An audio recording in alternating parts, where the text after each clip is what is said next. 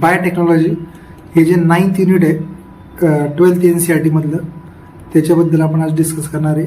Biotechnology याच्यामध्ये 2 चॅप्टरचा study आहे. Biotechnology principle and processes and second chapter आहे biotechnology and its application. Principle and processes समजल्यानंतर आपण त्याच्या ॲप्लिकेशनचा स्टडी करणार आहे. आता इथं इंट्रोडक्शन सुरू होतं. यातला जो पहिला इंट्रोडक्शनमध्ये जो पहिला पॉईंट आहे ते एका सायंटिस्टबद्दल इन्फॉर्मेशन आहे. त्या सायंटिस्टचं नाव आहे Herbert Boyer. Herbert Boyer was born in 1936 मध्ये जन्म झालेला आहे. गरज नाही आहे, फक्त माहिती असं म्हणून. ठीक आहे. वेस्टर्न कुठं झालं आहे, काय झालं आहे ते पण महत्त्वाचं नाही आहे. युनिव्हर्सिटी ऑफ द पिट्सबर्गमध्ये त्यांनी काम केलेलं आहे. ग्रॅज्युएशन त्यांनी तिथं कम्प्लीट केलेलं आहे. ठीक आहे. नंतर he perform the studies on the couple of the restriction enzymes of the E coli bacteria. मग ई कोलाय बॅक्टेरियामध्ये जे रिस्ट्रिक्शन एन्झाइम आहेत, रिस्ट्रिक्शन एन्झाइम कोणामध्ये, ई कोलायमधले, त्याच्यावरती स्टडी कोणी केला आहे, बॉयर नावाच्या या सायंटिस्टनी केलेला आहे. आणि त्यांनी काय सांगितलेलं आहे, with especially useful the properties. Boyer observed that this enzyme have the capability of cutting the DNA strands in a particular fashion, which left what has become known as the sticky ends on that strands. For example, समजा हा एक DNA चा strand आहे. ठीक आहे.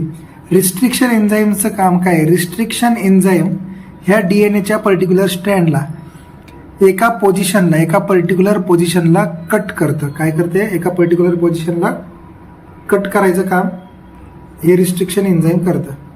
ठीक आहे. इथं कट केला, इथं कट केला, आता काय केलं, हां, या 2 ठिकाणी कट केला. हे कोणी काम केलंय? Restriction enzyme. हे कटिंग केल्यानंतर 2 पोर्शन इथे दिसतात. एक हा पहिला पोर्शन म्हणजे एवढा, आणि हा इकडचा पोर्शन आहे हा एवढा. ठीक आहे. आणि हा तिसरा पोर्शन कट झालेला आहे. मग इथं या पोर्शनला किंवा इथं जो पोर्शन असणार आहे आणि इथं जो पोर्शन असणार आहे या पोर्शनलाच म्हणतो आपण स्टिकी एंड. Sticky end. मग स्टिकी एंड तयार होतात. मग डीएनएचं स्ट्रँड कट करण्यासाठी कोणते एन्झाईम आहेत? Restriction enzyme. इथं स्टडी कोणी केला आहे? हर्बर्ट बोयर नावाच्या सायंटिस्टनी. आणि त्यांनी काय सांगितलंय, स्पेसिफिक एन्झाईम्स असतात रिस्ट्रिक्शन एन्झाईम, ते डीएनएला एका पर्टिक्युलर पोर्शनमध्ये कट करतात. आणि कट केल्यानंतर जो पोर्शन राहतो त्या पोर्शनला म्हणतात स्टिकी एंड्स. चिकट एंड्स राहतात त्याला म्हणतो स्टिकी एंड्स. ठीक आहे.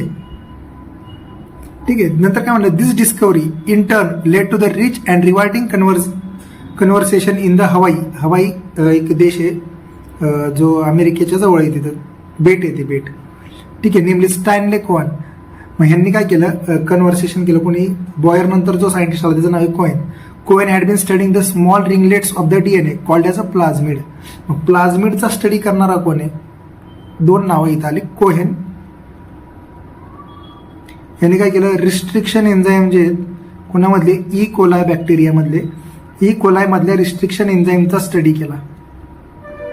आणि त्यांनी काय सांगितलं, ई कोलाय बॅक्टेरियामधले हे जे रिस्ट्रिक्शन एन्झाईम आहे ते डीएनएला स्पेसिफिक एंडपाशी काय करतं, कट करतं. टू फॉर्म काय करतं तयार, to form sticky ends. Sticky end on the DNA strand. Sticky end on DNA strand. DNA स्ट्रँडवरती स्टिकी एंड तयार करायचं काम करतो. नंतर हे कोहानने नाही सांगितलं, हे बॉयर नावाच्या सायंटिस्टने सांगितलं. हे कोणी सांगितले? बॉयर नावाच्या सायंटिस्टनी या गोष्टी सांगितलेल्या आहेत. Sorry, note the mistake. Boyer नावाच्या सायंटिस्टनी काय सांगितलं, रिस्ट्रिक्शन एन्झाईम ई कोलाय बॅक्टेरियामध्ये त्यांनी स्टडी केला. तो स्टडी करून त्यांनी त्याला काय सापडलंय, डीएनएच्या स्पेसिफिक एंडला कट करणारं जे एन्झाईम त्याला म्हणतो रिस्ट्रिक्शन एन्झाईम. आणि ते कट केल्यानंतर स्टिकी एंड फॉर्म करतं. नंतर याच्या डिस्कव्हरीनंतर जो दुसरा सायंटिस्ट आला त्याचं नाव आहे कोहान. यांनी काय केलं, यांनी प्लाझमिडचा स्टडी केला. प्लाझमिडचा स्टडी करणारा कोण आहे? कोहेन आहे. हा दुसरा आहे. आणि त्यालाच म्हणतो small ringlet of the DNA. Circular DNA असतो प्लाझमिड म्हणजे काय? Circular double standard DNA. Plasmid म्हणजे काय? Circular double stranded DNA. मग प्लाझ्मिड रिलेटेड काम कोणी केलं? याने केलेलं आहे.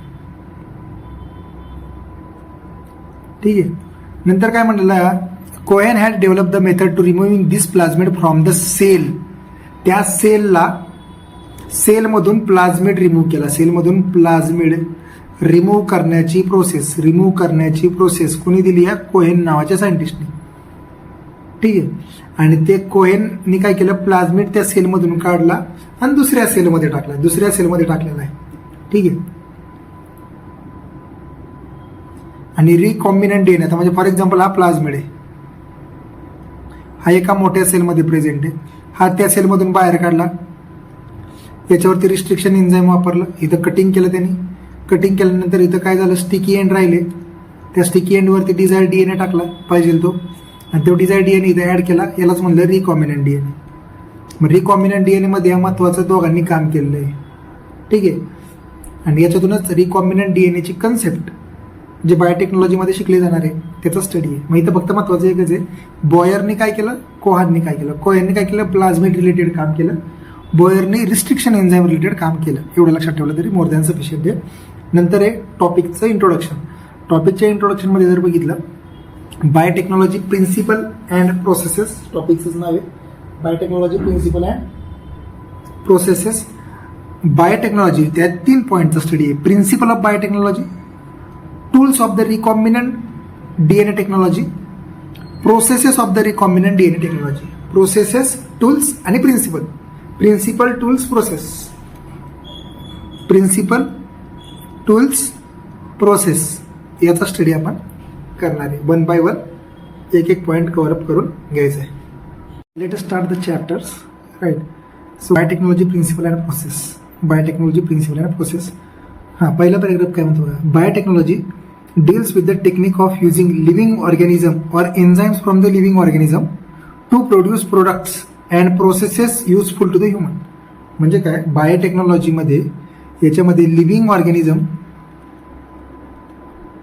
किंवा एन्झाईम फ्रॉम द लिव्हिंग ऑर्गॅनिझमकडचे एन्झाईम यांचा वापर करून काही प्रोडक्ट बनवले जातात, आणि ते प्रोडक्ट ह्युमनच्यासाठी काय आहेत? युजफुल आहेत.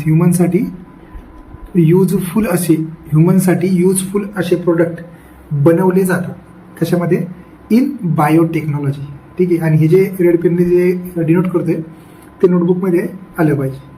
बायोटेक्नॉलॉजीमध्ये लिव्हिंग ऑर्गॅनिझम आणि लिव्हिंग ऑर्गॅनिझमपासून तयार झालेले एन्झाईम यांचा उपयोग कशासाठी बनवतात? यांचा उपयोग कशासाठी आहे? तर प्रोडक्ट मिळवण्यासाठी. ते प्रोडक्ट कसे आहेत? ह्युमनसाठी युजफुल आहेत. In this sense making curd, bread, wine, आता ह्या गोष्टी आहेत. Making curd, bread and wine which are microbes mediated processes could also be thought as a form of biotechnology. बरोबर आहे. आता दही बघा, दहीचा हा जो प्रोडक्ट आहे किंवा ब्रेड हा जो प्रोडक्ट आहे, याच्यामध्ये लिव्हिंग ऑर्गॅनिझम म्हणजे बॅक्टेरियाचा वापर केला जातो किंवा मायक्रोब्सचा वापर केला जातो. ठीक आहे. लॅक्टोबॅसिलीचा वापर करून कर्ड बनवलं जातं. ठीक आहे. हे कोणते? बॅक्टेरिया. म्हणजे इथे लिव्हिंग ऑर्गॅनिझमचा यूज झाला प्रोडक्ट बनवण्यासाठी, त्यालाच म्हणतो biotechnology. However it is used in the restricted sense today to refer to such those processes which use the genetically modified organism to achieve the same on the large scale. मग याच्यामध्ये काय बघितले आपण? ह्या बायोटेक्नॉलॉजीचा आपण एक छोटा वापर बघितला दही बनवण्यासाठी, पण याचा लार्ज स्केलमध्ये जो वापर केलेला आहे याच्यामध्ये जेनेटिकली मॉडिफाईड ऑर्गॅनिझम बनवलेले आहेत, GMO. याचं एक एक्झाम्पल लक्षात ठेवायचं, पिग आहे, कॉटन आहे. हे कोणी जेनेटिकली मॉडिफाईड ऑर्गॅनिझम आहेत. लार्ज स्केलमध्ये वापर का केलेला आहे? तर प्रोडक्ट जास्त स्केलमध्ये पाहिजे म्हणून. Further many other processes and techniques are also included under the biotechnology. त्याच्यामध्ये अजून पण टेक्निक इन्क्लूड केलेले आहेत. मग त्यातलं महत्त्वाचं येतं, for example in vitro fertilization leading to the test tube baby. In vitro म्हणजे काय? आउटसाइड द बॉडी फर्टिलायझेशन करून टेस्ट ट्यूब बेबी बनवलं जातं. Synthesizing of the gene and using it, developing a DNA vaccine, correcting the defective genes, all part of the biotechnology. या सगळ्या गोष्टी कशा आहेत? बायोटेक्नॉलॉजीमध्येच येतात. नंतर युरोपियन फेडरेशन ऑफ, नेक्स्ट आलं आता महत्वाचं, European federation of the biotechnology has given a definition of the biotechnology as, त्यांनी डेफिनेशन काय दिलेली आहे बायोटेक्नॉलॉजीची? महत्वाची डेफिनेशन दिलेली आहे as that encompasses the both traditional view and modern view of the molecular biotechnology. And the definition मध्ये काय काय ट्रॅडिशनल प्लस मॉडर्न व्ह्यू आहे आणि याच्यात काय म्हणलं the integration of natural science and organism cells part of this part and molecular analogies for the product and services. Product आणि services मिळवण्यासाठी नॅचरल सायन्स आणि ऑर्गॅनिझमचं इंटिग्रेशन केलं जातं. कशासाठी? तर प्रोडक्ट बनवण्यासाठी. डोक्यात एवढंच ठेवायचं, प्रोडक्ट बनवण्यासाठी. मग बायोटेकची डेफिनेशन काय आहे? कोणी दिली? EFB नावाच्या संस्थेने दिली ही डेफिनेशन. नंतर याच्यामध्ये अजून काय पाहिलेलं आहे आपण? याच्यामध्ये म्हणलेलं आहे आपण एक्झाम्पल्स दिलं. GMO बनवले जातात लार्ज स्केलमध्ये. याच्यावरती पेपरला प्रश्न येत नाही, पण तरी पण रिडिंग करणं गरजेचं आहे. नंतर आहे principle of biotechnology. Principles another many the two core techniques. याच्यामध्ये दोन महत्वाचे कोर टेक्निक्स आहेत that enabled the birth of the modern biotechnology. याच्यामध्ये जेनेटिक इंजिनिअरिंग आणि दुसरं आहे बायोप्रोसेस इंजिनिअरिंग. ह्या दोन मेन टेक्निक आहेत प्रिन्सिपल ऑफ बायोटेक्नॉलॉजीमध्ये. प्रिन्सिपल ऑफ बायोटेक्नॉलॉजीमध्ये दोन महत्वाचे टेक्निक इथं काम करतात. त्यातलं पहिलं टेक्निक कोणतं आहे? तर पहिलं टेक्निक आहे काय म्हणतो आपण, एक सेकंड. त्यातलं एक महत्वाचं पहिलं टेक्निक आहे. त्या पहिल्या टेक्निकलला म्हणतो प्रिन्सिपलमध्ये पहिलं टेक्निक आहे जेनेटिक इंजिनिअरिंग.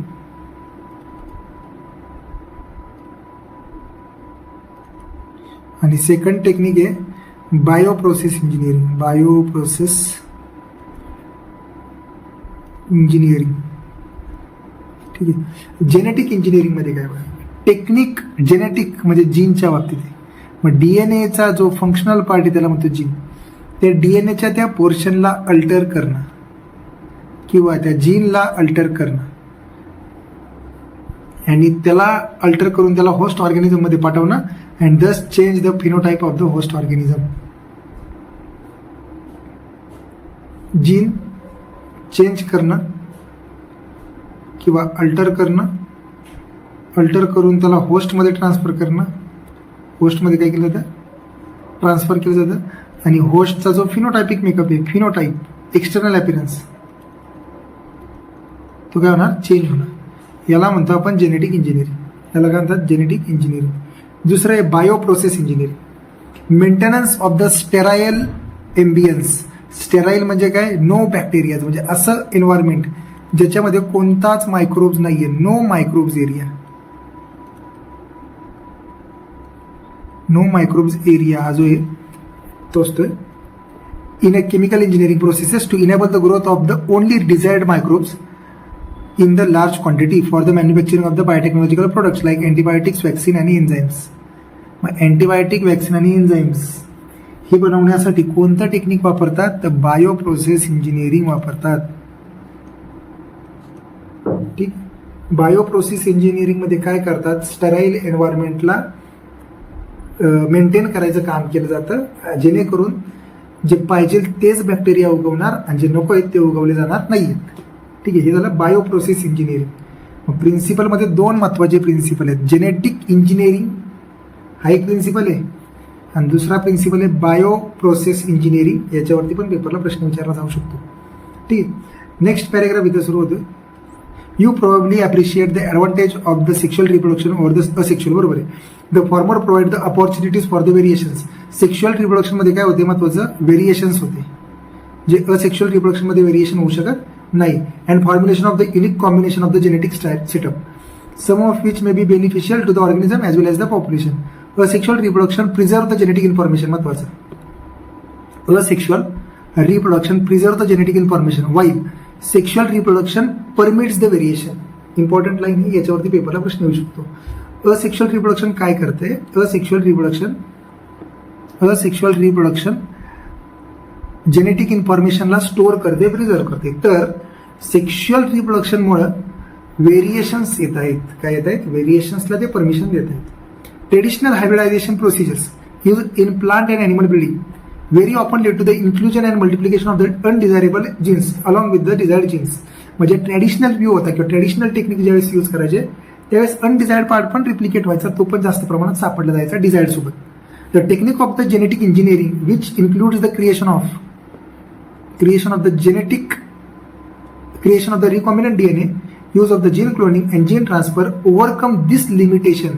मग ट्रॅडिशनल सिस्टम मध्ये काय होतं, ट्रॅडिशनल हायब्रिडायझेशन प्रोसेस मध्ये काय होतं, जो अनवॉन्टेड डीएनए किंवा अनडिझायरेबल जो जीन आहे तो पण काय व्हायचा, मल्टिप्लाय व्हायचा, इन्क्लूड राहायचा, जो कामाचा नाही तो.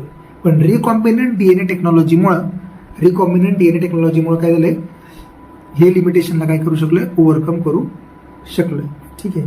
मग ट्रॅडिशनल टेक्निकमध्ये काय होतं, ट्रॅडिशनल व्ह्यू मध्ये काय होता, डिझायर प्लस अनडिझायर्ड डीएनए होती किंवा जीन होती. ठीक आहे. नंतर जे न्यू टेक्निक त्याला म्हणतो RDNA टेक्निक. याच्यामध्ये हे लिमिटेशन कव्हरअप झालंय. हे लिमिटेशन काय झालंय, लिमिटेशन कव्हरअप झालंय. ठीक आहे. हे म्हणजे लिमिटेशन कव्हरअप झालंय ते रिकॉम्बिनंट डीएनए टेक्नॉलॉजीमुळं ओनली डिझायर्ड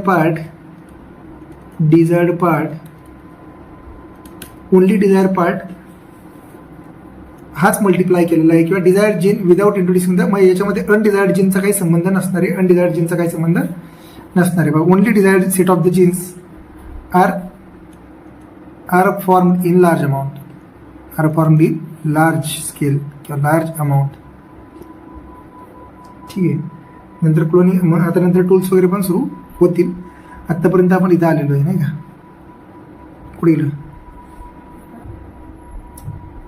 हां,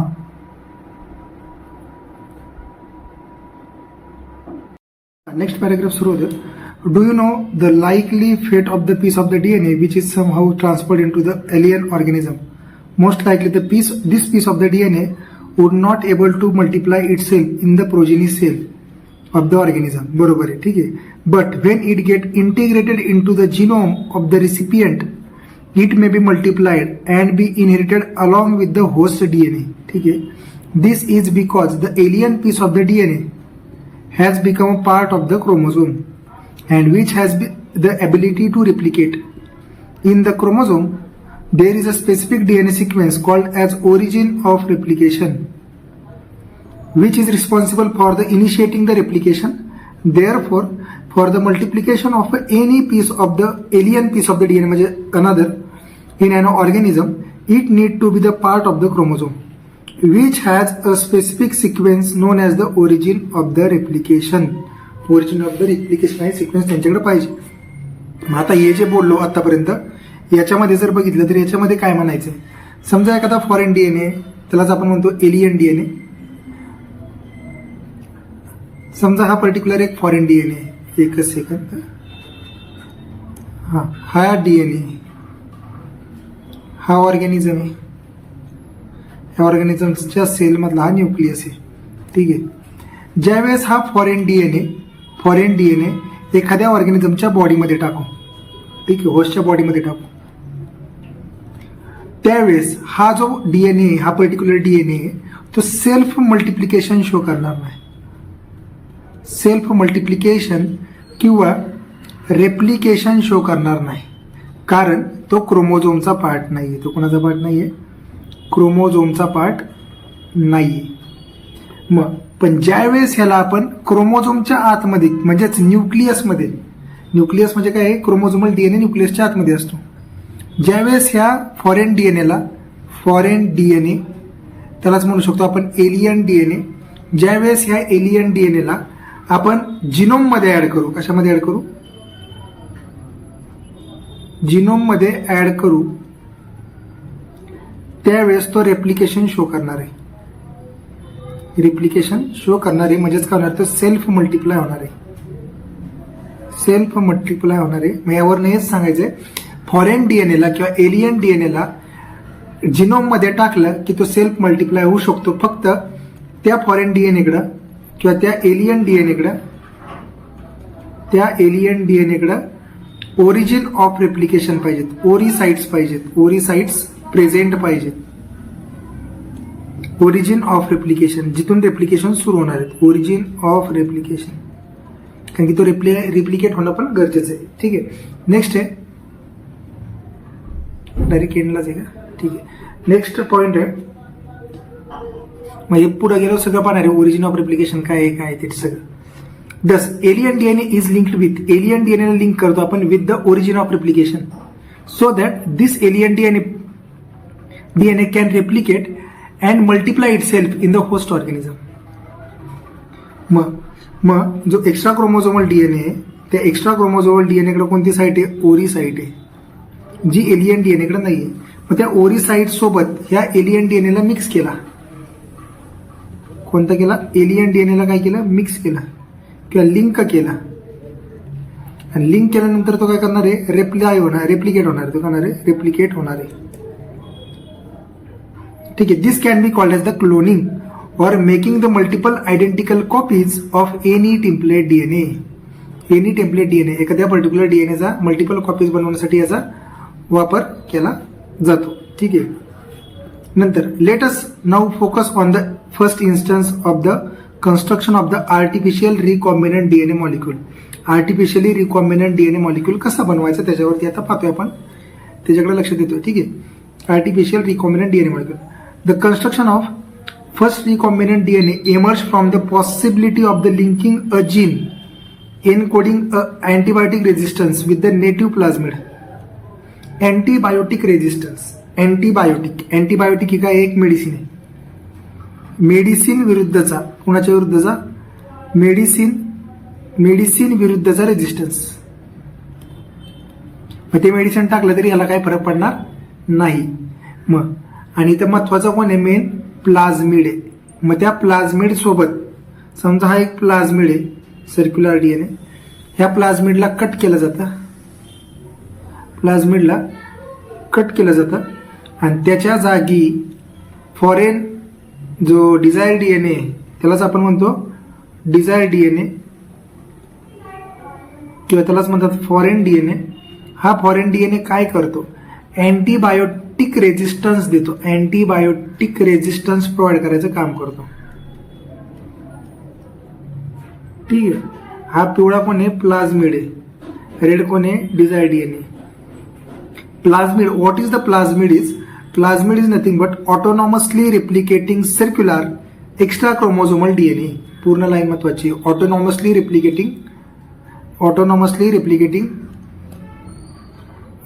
replicating circular extra chromosomal DNA which is a double standard.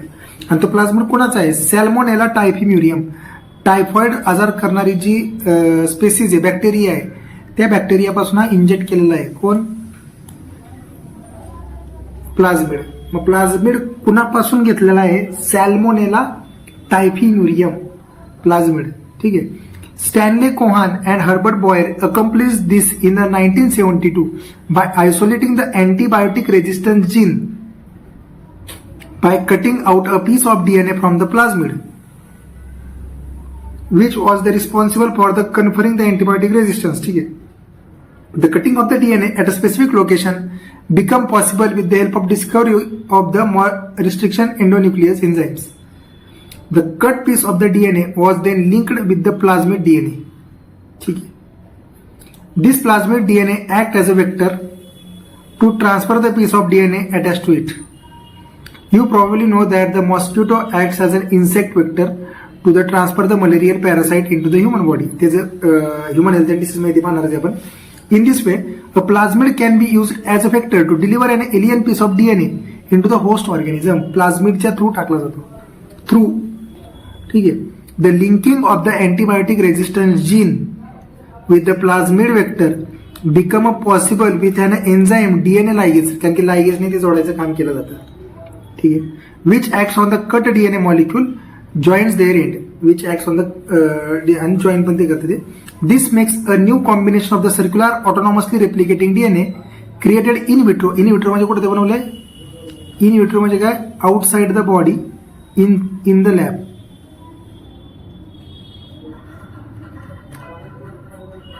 Outside the body in lab. ठीक आहे. In vitro and known as the recombinant DNA. Recombinant DNA त्याला म्हटलं जातं. When this DNA is transferred in to the E coli bacteria, bacterium closely related to the Salmonella, it could replicate using the new host DNA polymerase enzyme and make the multiple copies. सांगणार आहे आता समजून. The ability to multiply the copies of the antibiotic resistant gene in E. coli was called as a cloning of the antibiotic resistant gene in E. coli. ठीक आहे, E. coli बॅक्टेरियामध्ये ते हे केलं जातं. नंतर काय म्हणलं, you can hence infer that there are the 3 basic steps in a genetically modifying an organism. एखाद्या ऑर्गॅनिझमला जेनेटिकली मॉडिफाय करायचं असेल तर 3 बेसिक स्टेप आहेत, इम्पॉर्टंट आहेत, त्या लक्षात ठेवायच्यात. Identification of the DNA with desired gene, introduction of the identified DNA with host, maintenance of the introduced DNA in the host, and transfer of the DNA into its progeny. आता इथं जे बघितलं ते in short मध्ये बघा काय ते होतं काय टेक्निकमध्ये. समजा आपण एक नाव देऊया. समजा हा एक डिझायर DNA, हा एक काय डिझायर DNA किंवा याला म्हणून आपण एलियन DNA.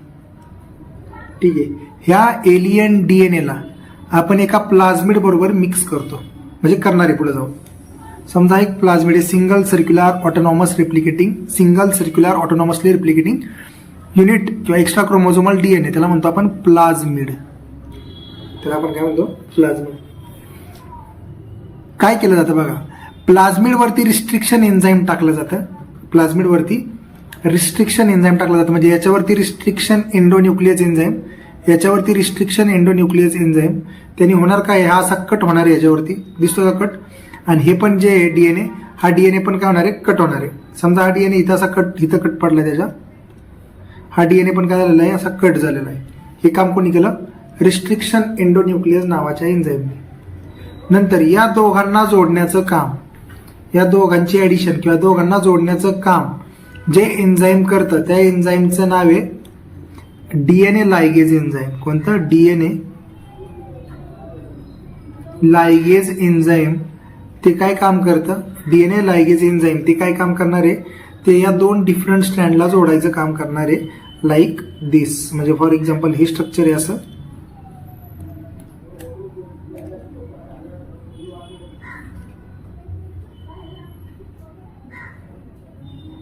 इथे जोडायचं काम कोणी केलं, DNA लायगेजने केलं. हे जे स्ट्रक्चर तयार झालं यालाच म्हणतो आपण रिकॉम्बिनंट DNA. रिकॉम्बिनंट DNA हे कसं आहे, ऑटोनॉमस आहे आणि सेल्फ रेप्लिकेटिंग आहे. बर, हा जो प्लाझमिड नावाचा जो, या प्लाझमिडलाच म्हणलेलं आहे क्लोनिंग वेक्टर, जो वेक्टर म्हणून काम करणार आहे, क्लोनिंग वेक्टर म्हणून काम करतो. हा प्लाझमिड कुणाकडून डिराईव्ह केलेला आहे, तर लक्षात ठेवायचं, हा प्लाझमिड कोणत्या ऑर्गॅनिझमच्या बॉडीमधून घेतलेला आहे, तर प्रोकॅरियोटिक सेल आहे, सॅल्मोनेला टायफिम्युरियम. सॅल्मोनेला टायफिम्युरियम, ठीक आहे, याच्यामधून तो डिराईव्ह केलेला आहे. मग हा ज्यावेळेस रिकॉम्बिनंट DNA, हा जे स्ट्रक्चर दिसते, ज्यावेळेस हा रिकॉम्बिनंट DNA होस्टच्या बॉडीमध्ये टाकतात, होस्टमध्ये इंजेक्ट करतात. होस्ट कोण आहे इथं, तर पेपरला विचारतील होस्ट कोण आहे, तर E. coli बॅक्टेरिया ह्या काय आहेत, होस्ट आहे. समजा हा E. coli बॅक्टेरिया आहे, त्याचा हा एक्स्ट्रा क्रोमोझोमल DNA आहे, DNA आहे, आणि हा एक्स्ट्रा क्रोमोझोमल DNA असा आपण इंजेक्ट केला बाहेरनं.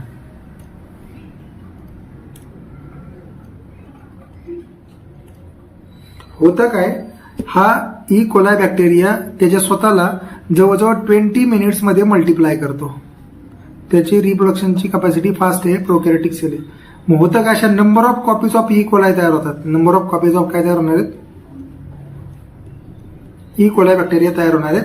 आणि त्यांच्यासोबतच हे त्यांचं न्यूक्लियस आहे, हे त्यांचं न्यूक्लियस आहे. हा, त्यांच्यासोबतच आपला जो डिझायर DNA किंवा जो क्लोनिंग वेक्टर आहे दिसतो का, प्लस रेड कलर आहे, मिक्स आहे,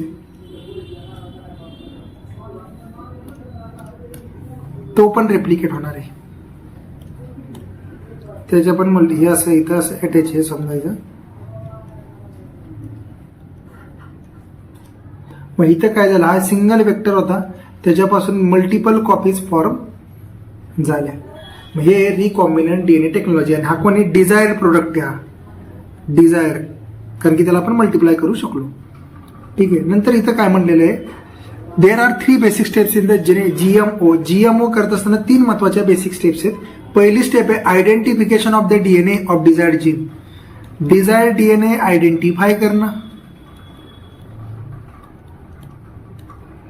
सेकंड आहे त्या डिझायर्ड डीएनएला होस्टच्या बॉडीमध्ये टाकणं विथ प्लाझमिड बरं मिक्स करून. आणि थर्ड आहे मेंटेन करणं, maintenance of the introduce DNA in the host and transfer of the DNA to its progeny. तो डीएनए ट्रान्सफर करणं त्या प्रोजेनीमध्ये, हे त्यांचं काम आहे. हे झालं आतापर्यंत इंट्रोडक्टरी पोर्शन. फक्त लक्षात ठेवायचं आहे प्लाझमिड म्हणजे काय, इथं डेफिनेशन सांगितलेली आहे, त्याच्यावरती पेपरला प्रश्न येऊ शकतो. प्लाझमिड म्हणजे काय ते पेपरला येऊ शकतो क्वेश्चन. नेक्स्ट आहे tools of the recombinant DNA technology. Tools of the recombinant DNA technology, याच्यामध्ये 3 महत्वाचे टूल्स आहेत. रिस्ट्रिक्शन एन्झाईम, दुसरा आहे क्लोनिंग वेक्टर, कुठे गेला, दुसरा आहे cloning vector and third one is competent host. Competent host हे 3 महत्वाचे पॉइंट आहेत. नंतर process of recombinant DNA technology ते पण पाहायचं आहे. आता त्यातला पहिला पॉइंट आहे restriction endonuclease enzyme. Restriction endonuclease. मग टूल्स मध्ये किती टूल्स आहेत महत्वाचे, तर 3 टूल्स आहेत. Restriction endonuclease, cloning vector and third one is nothing but the competent host. Competent host हे एवढे ऑर्गॅनिझम याच्यामध्ये येतात. नेक्स्ट पॉइंट आहे tools for the recombinant DNA technology. याच्यामध्ये बघा देर आर 3 टूल्स. पहिलं आहे रिस्ट्रिक्शन एंडोन्यूक्लियस, रिस्ट्रिक्शन एन्झाईम, दुसरं आहे क्लोनिंग वेक्टर आणि थर्ड आहे होस्ट. थर्ड कोणी होस्ट. हे 3 मेन टूल्स आहेत.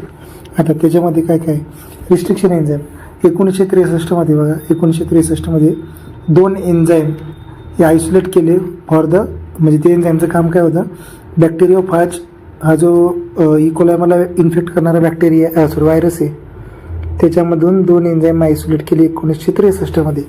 1963 मध्ये 2 एन्झाईम आयसोलेट केले.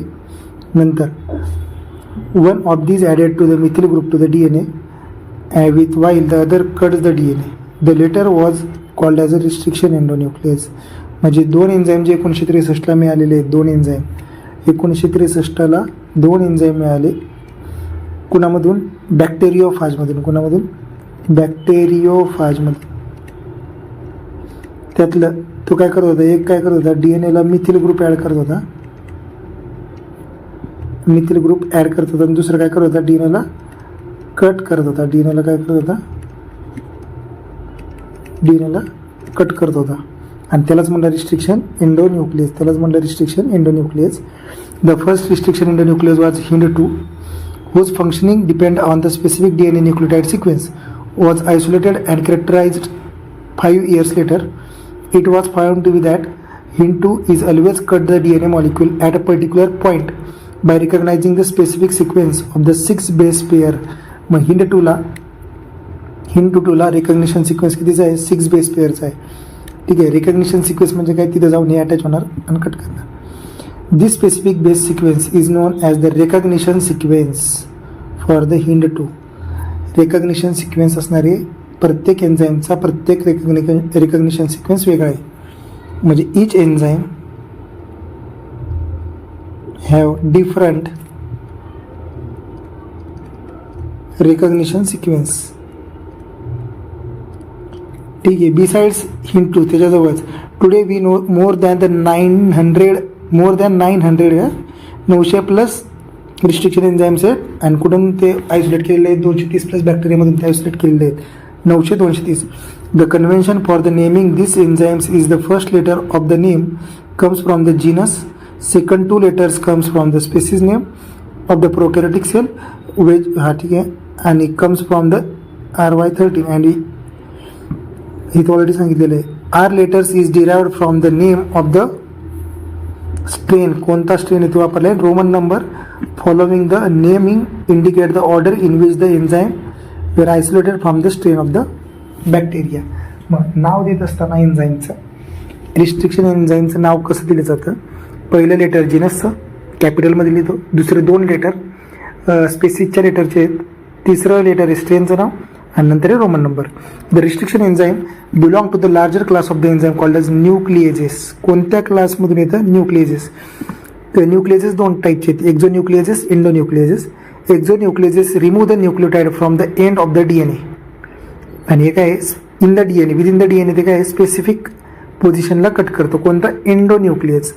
Endonuclease cuts at the specific position. ठीक आहे. each restriction endonuclease function by the inspecting the length of the DNA sequence. When it find its specific recognition sequence, it will be bind to the DNA. ज्यावेळेस तो find करेल तिथे जाऊन तो bind होणार and cut each of the strand of the double helix at a specific points in their sugar phosphate backbones. Each restriction endonuclease recognizes a specific palindromic nucleotide sequence. मग इथं एक लक्षात ठेवायचं, एक एन्झाईम दिलेलं आहे ई कोलाय स्ट्रेन 1. याच्यामध्ये जर विचार केला तर याच्यामध्ये एक रिकग्निशन सिक्वेन्स आहे GAATTC. याच्या उलटं काय येणार आहे CTTAAG. हा DNAचा सिक्वेन्स आहे. ह्या DNAच्या सिक्वेन्सवरनं जर विचार केला तर हे जे रिस्ट्रिक्शन एन्झाईम आहे ते रिस्ट्रिक्शन एन्झाईम G आणि Aच्या मध्ये कट करतं. म्हणजे इथं कट करणार आहे आणि इथं कट करणार आहे. मग कट होणारा पार्ट कोणता आहे, हा एवढा पार्ट कट होणारा पार्ट आहे. मग राहतं काय इथं G, ह्या 5 पोझिशन राहतात आणि इथं काय CTTAA आणि इथे एक पोझिशन राहते. मग हे जे राहिलेला पार्ट आहे याला म्हणतात स्टिकी एंड. हा जो पाय राहिलेला पोर्शन आहे याला म्हणतात स्टिकी एंड. कोणता एंड, स्टिकी एंड. या स्टिकी एंडला दुसरा DNA अटॅच होणार आहे. बघा वेक्टर आहे, इथला 5 प्राईम 3 प्राईम, इथं GAATTC, इथं G आणि A मध्ये कट केलं. ठीक आहे, राहिला हा पार्ट. मग इथं हा इकडच्याचा हा जाऊन इथं अटॅच होणार आहे. इतकं सोपं आहे. ठीक आहे. नंतर do you know that what palindromics are. These are the group of the letter. म्हणजे कोणत्या पण डायरेक्शनमध्ये रीड केलं 5 प्राईम टू 3 प्राईम किंवा 3 प्राईम टू 5 प्राईम सेम येणार आहे. म्हणजे फॉर एक्झाम्पल आपण त्याला म्हणू शकतो मलयालम शब्द एक आहे आणि मराठीत एक शब्द आहे डालडा. असं रीड केलं तरी डालडा आहे, असं रीड केलं तरी डालडा आहे. मग त्याला म्हणतो आपण पॅलिंड्रोमिक sequence.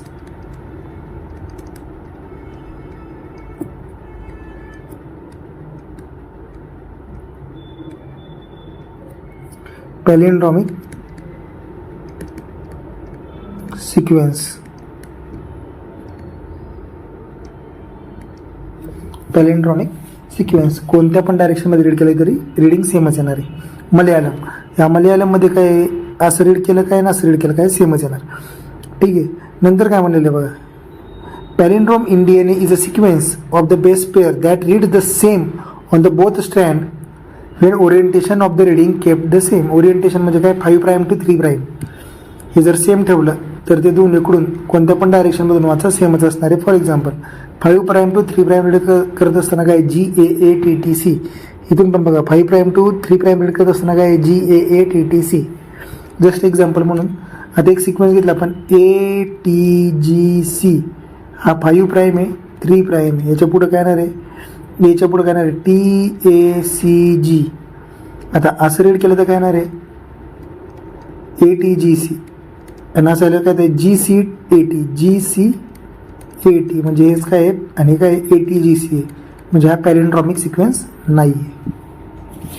Restriction enzyme cut the strand of the DNA little away from the center of the palindromic site but between the two base pairs of the opposite strandच्या बेस पेअरच्या बरोबर तिथं मधोमध कट करतं.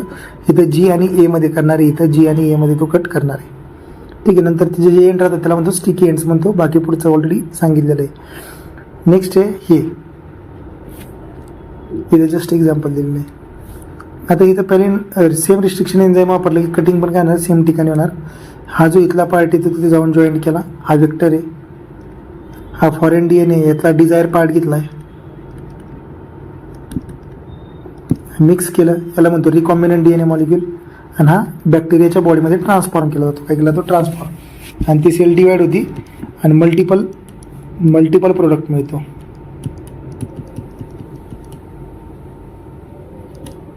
मल्टिपल प्रोडक्ट मिळवला जातो. ठीक आहे. नेक्स्ट आहे हां, मग ते होस्टमध्ये टाकला, मल्टिपल प्रोडक्ट मिळाला. नंतर काय केलं जातं,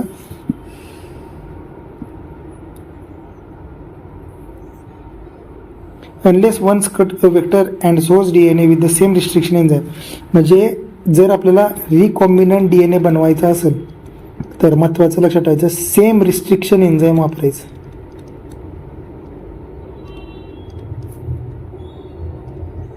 हा पोर्शन काय आहे, करणं मस्ट आहे. नंतर आहे separation and isolation of the DNA fragment. Separation and isolation of the DNA fragment. आता इथं महत्त्वाचं आहे, separation and isolation of the DNA fragments. The cutting of the DNA, the cutting of the DNA by the restriction endonuclease resulting in the fragments of the DNA. बरोबर आहे. The fragments can be separated by the technique called as the gel electrophoresis. Gel इलेक्ट्रोफोरेसिसच्या टेक्निकने हे fragments काय केले जातात, separate केले जातात. नंतर DNA fragments are negatively charged molecules.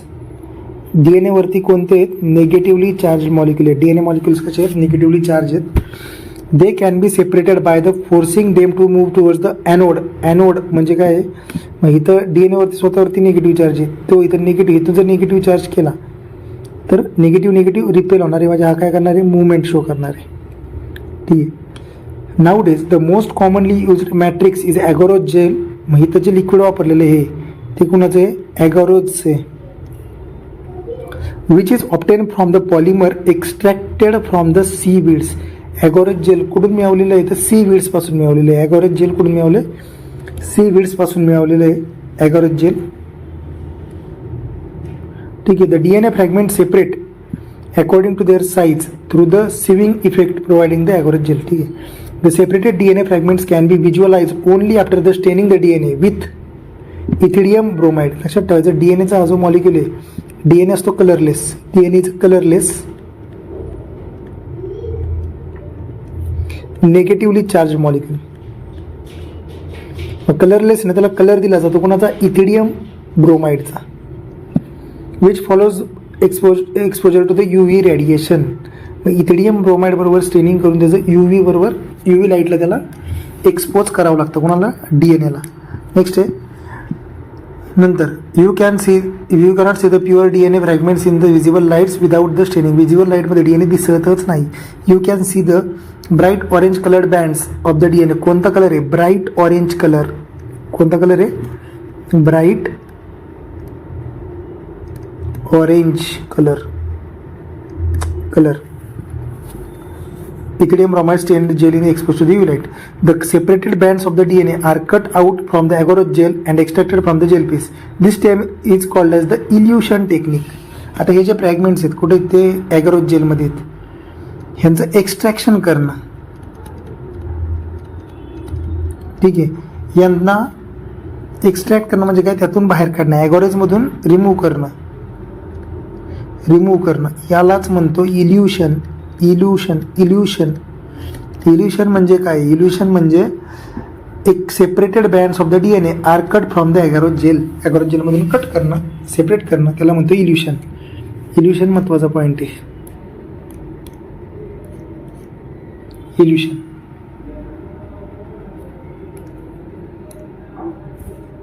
नंतर DNA fragments purified in this way are used in the constructing the recombinant DNA by the joining to the cloning vector. त्याला क्लोनिंग वेक्टर बरोबर, आता इथला जो पाहिजे कट केलेला पार्ट आहे तो क्लोनिंग वेक्टर बरोबर ॲड केला जातो. नंतर क्लोनिंग वेक्टर काय, क्लोनिंग वेक्टर हा प्लाझमिड आहे, त्याच्यात काय काय पाहिजे ते सगळे